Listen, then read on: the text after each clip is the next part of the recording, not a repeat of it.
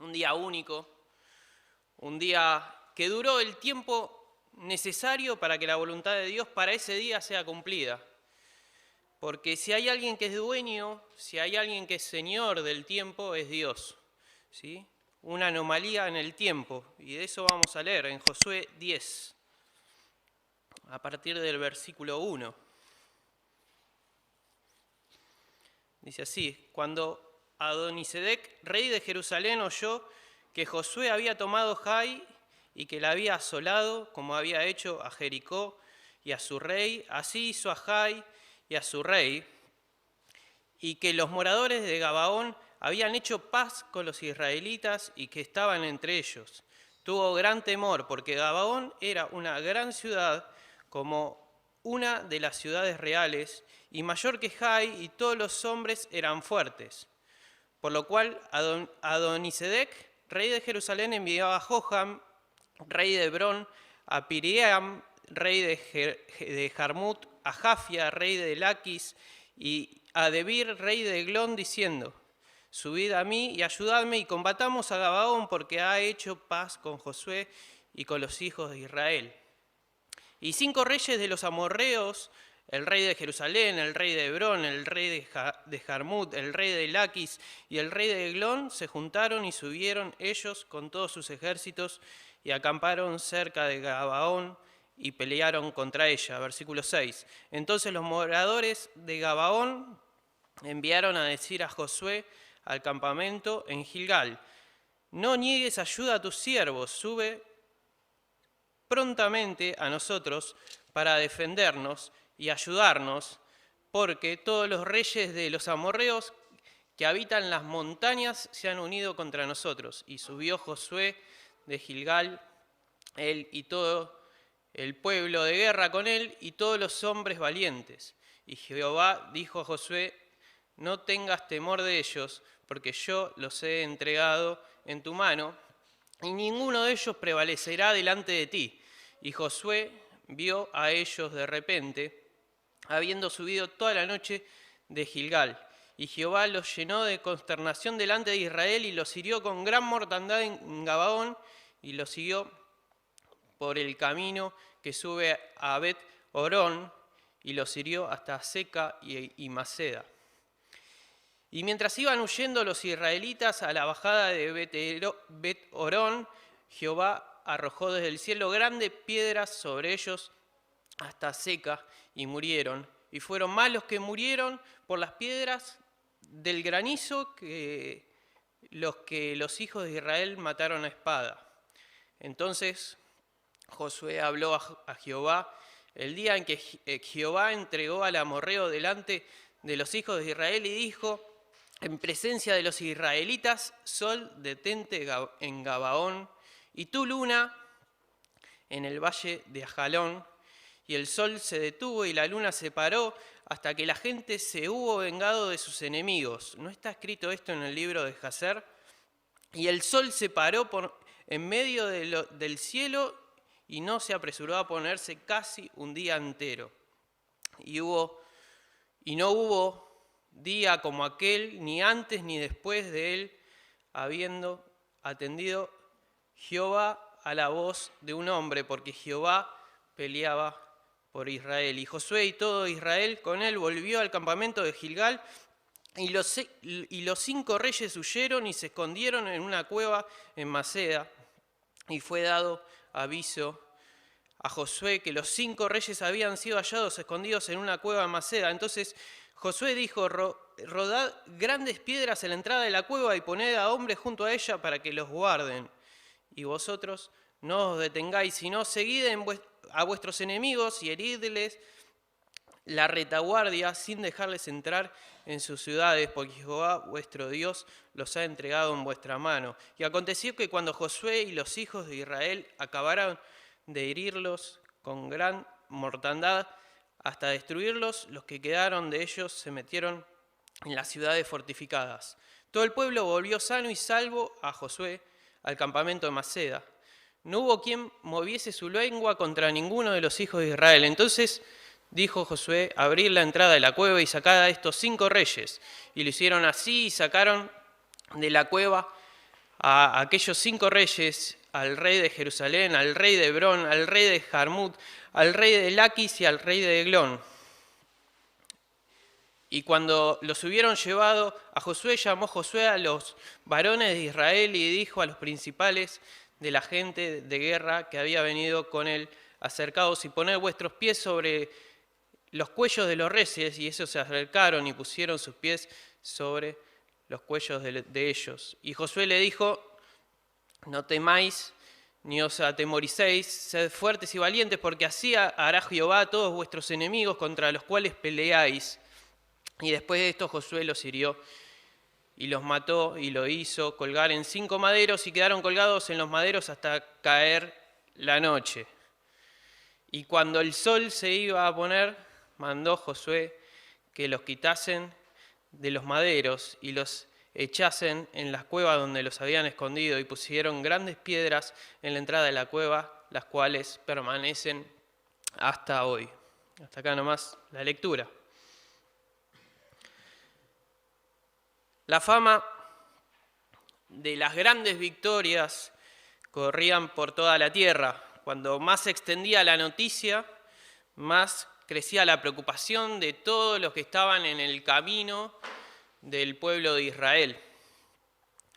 Con esta preocupación en vista, se conforma una especie de consorcio, de conglomerado de 5 reyes. 5 reyes amorreos, ¿sí? ¿Para qué? Para intentar con mayor fuerza obstaculizar el avance del pueblo de Israel. Por cómo se veían las cosas, el objetivo primordial de este consorcio era su misma supervivencia. Y desde el punto de vista de los reyes, el lugar por donde se podía debilitar al enemigo, al pueblo de Israel, era por el eslabón más débil. ¿Y cuál era el eslabón más débil? Los gabaonitas, personajes que fueron protagonistas el jueves pasado. Estos gabaonitas habían generado con mucha picardía una alianza de paz. Este conjunto o este conglomerado de ejércitos avanzó sobre Gabaón. Dice ahí la palabra que leímos: juntaron y subieron ellos y todos sus ejércitos, y acamparon cerca de Gabaón y pelearon contra ella. Los gabaonitas, frente a esta problemática del asedio, mandaron llamar a su nuevo mejor amigo, ¿sí? Josué, pidiendo ayuda y defensa frente a la oposición enemiga. Y el pueblo de Israel responde a este pedido y se dirige a la batalla. Quiero que veamos, a partir de esta historia, 3 características de Dios, o 3 características de cómo actúa Dios, y que se ven reflejados en esta apasionante historia, ¿sí? Y el primer aspecto que quiero que pensemos unos minutos, la primera característica que quiero que pensemos en estos minutos es en un Dios invencible. El término invencible es que no puede ser vencido. Hablar de invencible aporta una faceta activa de la utilización de la fuerza y su poder. Se puede ser superpoderoso y no hacer nada con eso. Ahora, se puede ser superpoderoso en una forma activa, demostrando día a día la invencibilidad. Ser invencible nos habla de un recorrido de victorias, una carrera invicta, un currículum sin manchas. Nos habla de que hay testigos que pueden avalar su condición de invencible. ¿Quiénes son esos testigos que pueden avalar la condición de invencible? Todos aquellos que fueron derrotados, todos aquellos que fueron vencidos. Todos esos pueden dar fe de que el invencible es invencible. Fíjense que también ser invencible nos habla de garantía. Garantía de victoria, garantía de que se va a conseguir lo buscado, por ende garantía de que se va a obtener lo prometido. Y lo prometido se cumplió, y si nos adelantamos a Josué 21, 44, dice lo siguiente: y Jehová les dio reposo alrededor conforme a todo lo que había juntado de sus padres, y sigue diciendo después del punto y coma: y ninguno de todos sus enemigos pudo hacerle frente, porque Jehová entregó en sus manos a todos sus enemigos. Ninguno de sus enemigos pudo hacerle frente, porque Jehová entregó en sus manos a todos sus enemigos. El Dios invencible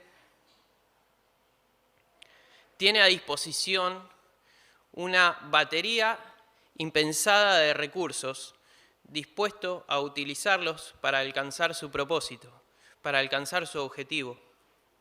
Y esta es la clave: entender cuál es el objetivo. Y Josué entendió cuál era el objetivo de Dios, qué quería Dios y qué disponía su plan. Por otro lado, ser invencible genera no solo garantías, sino que también genera respeto. Leímos en el 10, versículo 2, empieza el versículo, tuvo gran temor. ¿Quién tuvo gran temor? El rey de Jerusalén. ¿Sí? Al enterarse de la noticia, tuvo gran temor. ¿Por qué? Porque había alguien que tenía el título de invencible. Y tener el título de invencible hace que el rival tenga miedo y entre en desesperación. Al invencible hay que tenerle miedo, porque ir en contra del invencible es la derrota segura. Ir en contra del invencible es tu sentencia de muerte. El invencible tiene recursos suficientes para ganar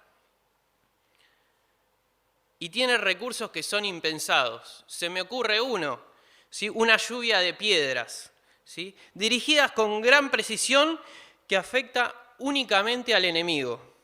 Bueno, esto es lo que pasa en capítulo 10 de Josué. Josué y el ejército suben durante la noche a la posición, a Gabaón, a la posición donde estaba el ejército enemigo. De repente el ejército de Israel embiste al ejército enemigo y le hace mucho daño, y van ganando posiciones y los enemigos se repliegan, aguantan hasta donde pueden y empiezan la retirada y empiezan a escaparse del pueblo de Israel, y pasa lo que dice el versículo 11. Y mientras iban huyendo los israelitas a la bajada de Bet-Orón, Jehová arrojó desde el cielo grandes piedras sobre ellos hasta seca, y murieron. Y fueron más los que murieron por las piedras del granizo que lo que los hijos de Israel mataron a espadas. Con una precisión quirúrgica, Dios hace su intervención. Murieron más enemigos por el granizo que por las espadas. Estos reyes hicieron bien en tener miedo, porque sabían que el Dios de Israel era el Dios invencible. El Dios de Israel no es ni más ni menos que tu Dios y mi Dios. Es un Dios invencible, con las garantías que este título trae y con el temor que genera al enemigo. Primer punto, un Dios invencible. Segundo punto, un Dios que escucha. Muchas veces se empieza esta reunión los jueves con el versículo de Santiago 5:16, que todos sabemos de memoria. La oración eficaz del justo puede mucho. Una frase que sabemos de chiquitos y que es sencilla, pero que encierra una gran verdad. Dos cuestiones podemos plantear de esta frase, de esta pequeña frase. De esto, ni siquiera es un versículo, de este medio versículo. En primer lugar, se nos dice que la oración tiene que ser eficaz. Y eficaz es que produce el efecto esperado, que va bien para determinada cosa. Eficaz también, en su vocablo original, nos habla de energía. ¿Sí? Energía encausada en que se produzca el efecto esperado. Energía encausada en que se produzca el efecto esperado. Ahora, la pregunta que nos tendríamos que hacer es, ¿esperado por quién? Y ahí está lo interesante, es esperado por Dios. El efecto esperado, el efecto que Dios espera.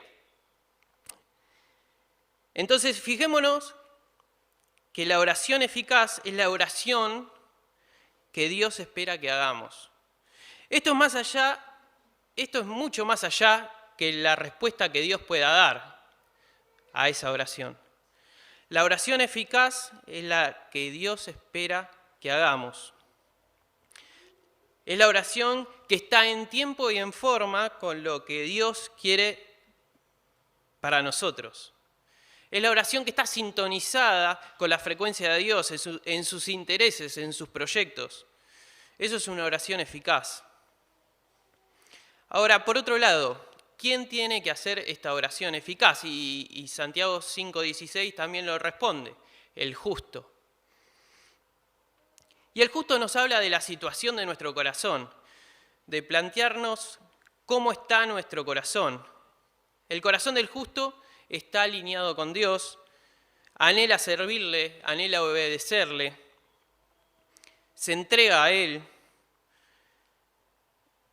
Es así que si una oración está encauzada en el plan de Dios, en sus caminos, en sus objetivos, y está presentada por un corazón sincero y alineado con Dios, esta oración puede mucho, nos dice Santiago 5:16. Y es el caso de Elías, ¿sí? Que nos plantea ahí Santiago, justamente esto lo planteaba por Elías, pero también es el caso de Josué. Fíjense en el versículo 12. Entonces Josué habló a Jehová, el día en que Jehová entregó al amorreo delante de los hijos de Israel y dijo, en presencia de los israelitas, Sol, detente en Gabaón y tú, luna, en el valle de Ajalón. La oración de Josué pudo mucho. Josué tuvo claro cuál era el objetivo de Dios y su corazón estaba alineado al deseo de Dios y el universo se paró hasta que el objetivo de Dios no estuvo alcanzado. Sigue el versículo 13. Y el sol se detuvo y la luna se paró hasta que la gente se hubo vengado de sus enemigos. No está escrito esto en el libro de Jacer. Y el sol se paró en medio del cielo y no se apresuró a ponerse casi en un día entero. Y no hubo un día como aquel, ni antes ni después de él, habiendo entendido Jehová a la voz de un hombre, porque Jehová peleaba por Israel. La oración eficaz del justo puede mucho. Es una frase fácil de decir, pero creo que que es de las cosas más difíciles en la vida cristiana. ¿Sí? ¿Por qué? Porque requiere muchísimo esfuerzo humano sintonizar mi vida con Dios y con lo que Dios quiere para mi vida. ¿Sí? Porque hay algo que tenemos que entender, es que la oración no determina la acción de Dios. La oración no intenta convencer a Dios de un supuesto objetivo, ¿sí? Sino que lo que determina la acción de Dios es la voluntad de Dios. Y la voluntad de Dios no cambia, la voluntad de Dios no se tuerce, la voluntad de Dios no se redirige a ningún lado. La voluntad de Dios se acepta. Y Josué no quiso convencer a Dios, sino que la voluntad de Dios era que ese objetivo se alcance ese mismo día, sin importar cuántas horas lleve, ni cuánto recurso supermilagroso requiera. Primera característica, un Dios invencible. Segunda característica, un Dios que escucha. Tercer y última característica, un Dios que acompaña. Versículo 8, ustedes lo tienen ahí, después de la coma. Dice Dios, yo los he entregado en tu mano. Versículo 10 dice, y Jehová los llenó de consternación delante de Israel y los hirió con gran mortandad en Gabaón. Versículo 14, el último que leímos, Jehová peleaba por Israel. Un Dios que acompaña. Un Dios que pelea junto a su pueblo, un Dios que no los deja solos, un Dios que acompaña en la búsqueda de la victoria, un Dios que es el primer interesado en que su pueblo obtenga la victoria y salga victorioso. Ese Dios es el mismo Dios que pelea con nosotros, al lado nuestro, frente a nuestros enemigos, en búsqueda constante de la victoria. Es el primer interesado en que a nosotros nos vaya bien y podamos ser victoriosos dentro de los parámetros y de lo que Él considera ser victorioso. Ahí está para acompañarnos en cada batalla que tengamos y apoyarnos y luchar con nosotros. Porque como lo dije la última vez que estuve acá, Él no va a ser todo solo. Él no va a ser todo. Él podía haber matado a todos en Gabaón, pero no lo hizo, mató a muchos, de hecho mató a la mayoría, pero no a todos. Hacer cada uno su parte, su esfuerzo, ser parte de las luchas y de las batallas también es una parte del crecimiento para obtener la victoria. Pero ahora, ponete a pensar un segundo y hacete la siguiente pregunta. ¿Por qué anhelo yo la victoria? ¿Por qué anhelo yo la victoria? Porque es para Él, ¿sí? Por eso es la lucha día a día, por eso las batallas contra el yo interno y contra el enemigo. Por eso el esfuerzo, por eso la constancia, porque es lo único que podemos darle a Él. Es el compromiso que Él requiere, es la adoración que Él se merece, ¿sí? Porque para un fiel hijo de Dios, ¿sí?, el día termina, o el día debería terminar, cuando la voluntad de Dios para ese día y para mi vida fue cumplida, ¿sí?, como pasó en la batalla de Gabaón.